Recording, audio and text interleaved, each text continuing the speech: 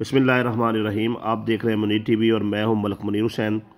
नाज़रीन, आप देख सकते हैं कि ये सबसे ऊपर जो है गैस की कीमत 158 रुपये और 82 पैसे, और ये टोटल बिल जो है ये देखें, ये है 480 रुपये वाजिबुल अलाद रकम।